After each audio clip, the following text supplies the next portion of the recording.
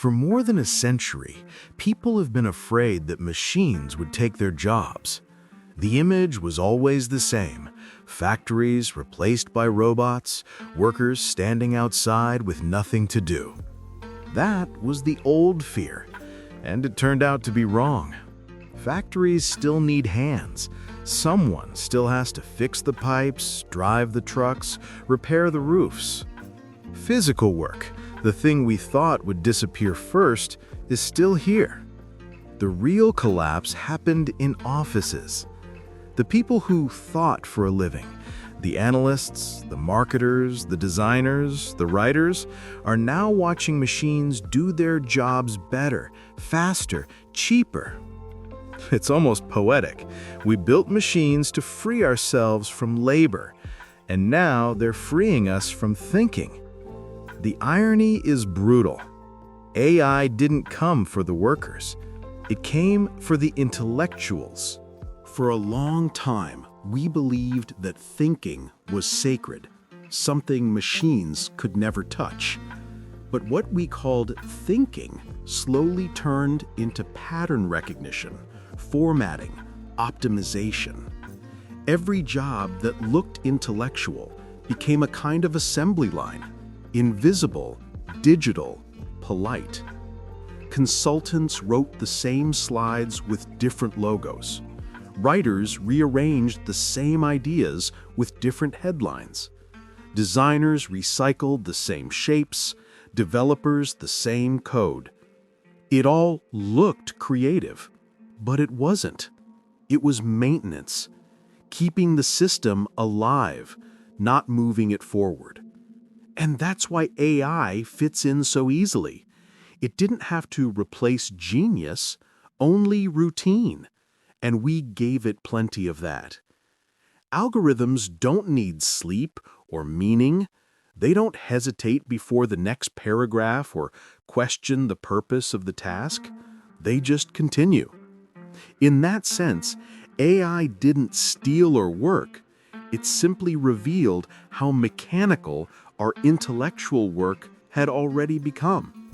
We stopped thinking long before it arrived. It just noticed.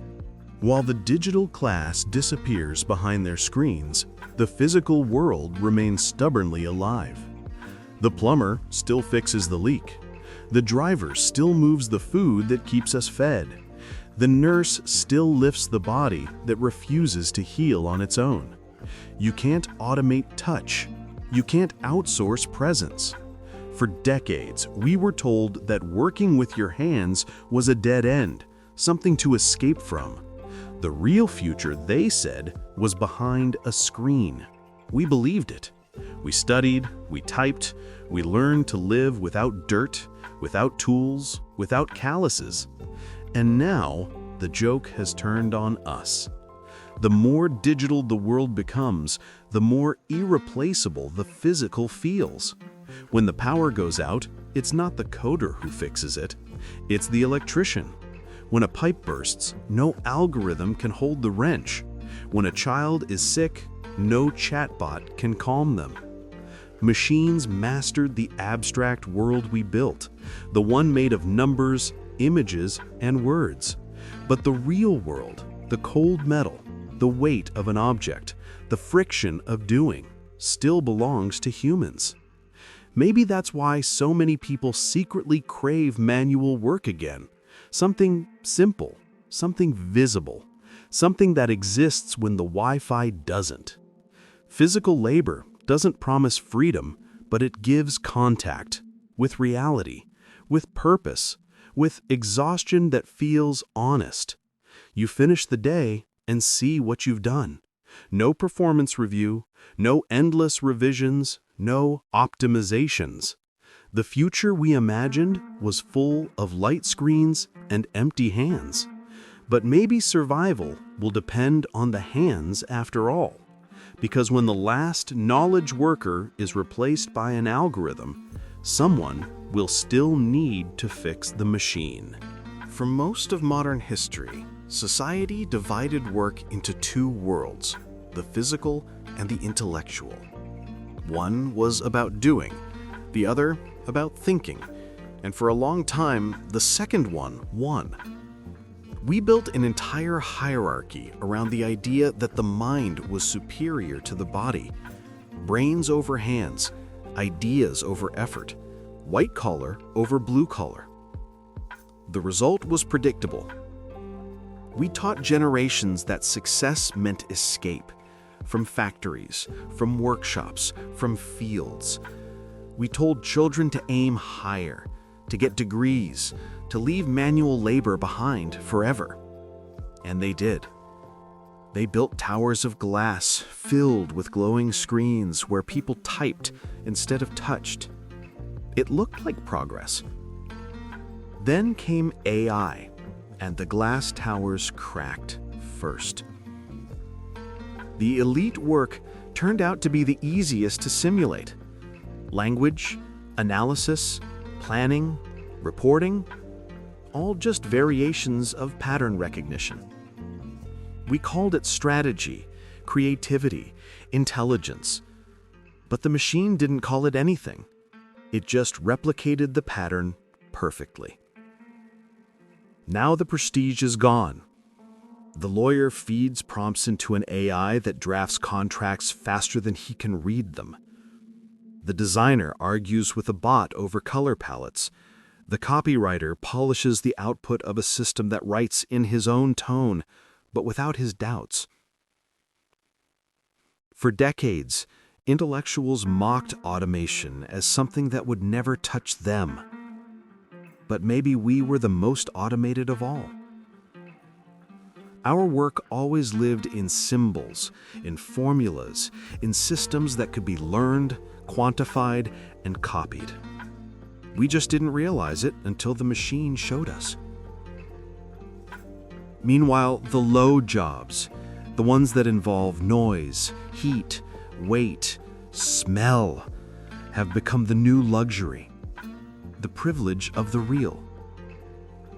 A person who knows how to repair, to build, to grow, to heal, now holds a power no algorithm can match.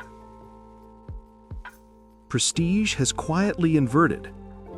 The people who spent their lives escaping work are the first to be replaced. And those who never left it, the ones who stayed with the world itself, are still standing.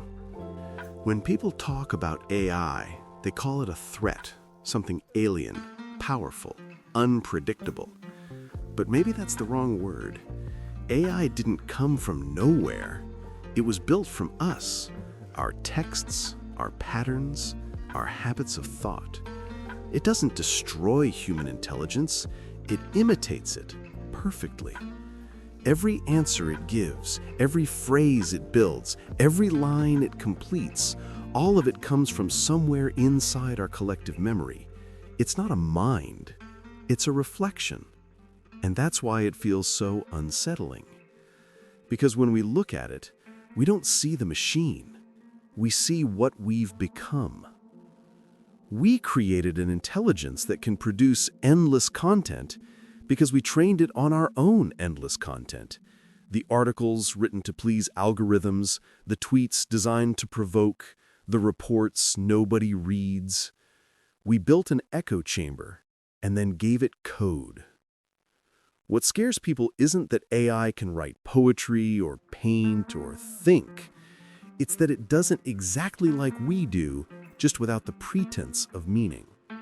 It has no ego, no dreams, no pain, and still, it performs the same gestures we called creative. Maybe it's not replacing us at all. Maybe it's showing us how replaceable we already were. For decades, we turned intelligence into production. We measured thought in deliverables, creativity in engagement, originality in output. We forgot that thinking is not the same as generating. It's slower, lonelier, riskier.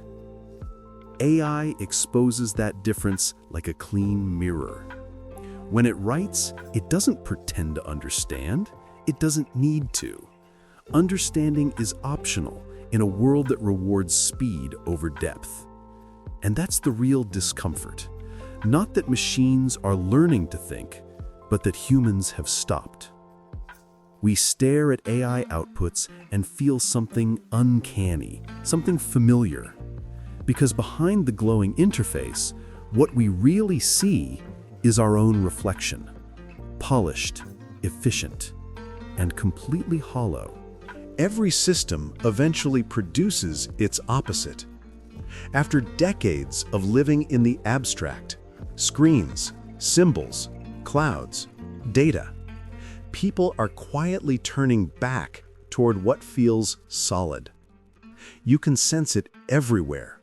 The sudden interest in gardening, in woodworking, in baking, in repairing.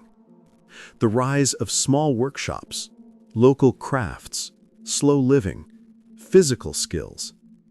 Even among those who grew up fully digital, there's a hunger for something the screen can't simulate. Texture, smell, resistance, weight. Maybe it's instinct. Maybe the body remembers what the mind forgot. That being human is a physical act, not a digital one. We were promised liberation from the material world, but the further we drifted into the virtual, the more we started missing what we left behind.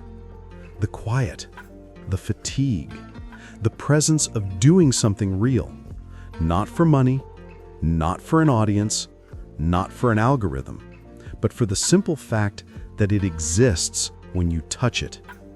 Machines will never understand that, not because they lack consciousness, but because they lack friction. Everything they do happens in zero resistance, instant, weightless, perfect. But humans need the opposite. We need difficulty. We need time. We need the slow, imperfect feedback of the world pressing back. Maybe that's why manual labor feels suddenly sacred again. It isn't nostalgia, it's survival, a way to stay connected in a system that constantly abstracts us from ourselves. Because the danger of artificial intelligence isn't that it will think for us, it's that it will convince us that thinking no longer requires living. And maybe the only answer left is to live harder, to make, to touch, to breathe, to build, to return to what can't be copied or coded. Not to escape technology, but to remind ourselves that we still exist outside of it. The offices are getting quieter, not because people are resting, but because there's no one left to fill them. The screens still glow, the systems still hum, but the hands are gone. At first, it was writers and designers, then developers, then analysts, translators, consultants, the entire invisible workforce of the modern economy. AI didn't have to fight for their jobs, they gave them up, one task, one prompt at a time. And now the next wave is forming.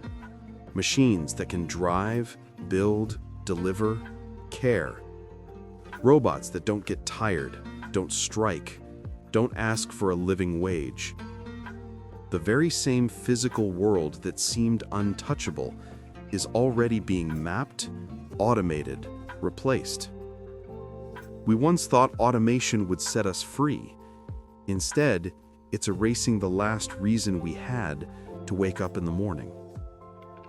In theory, there was supposed to be a solution, a safety net for the post-work world. They called it universal basic income. A simple promise: if machines do the work, people still get to live. But look around. No country has truly adopted it. No government wants to admit what's coming. And so we stand between two worlds, one dying, one not ready. The irony is unbearable. We've built machines that no longer need us, but still built no system that protects us from them. The empty desk is only the beginning. Soon, it won't just be offices that are silent, but entire cities built around the idea of work. AI didn't kill the worker or the thinker, it just made them unnecessary. And the world, still clinging to the old logic of labor and reward, has no idea what to do next. Maybe the end won't come as a collapse, but as a slow fading, a civilization watching its own usefulness disappear. Because the robots are ready, the income isn't, and no one's coming to fix that. Think about it. Just think about it.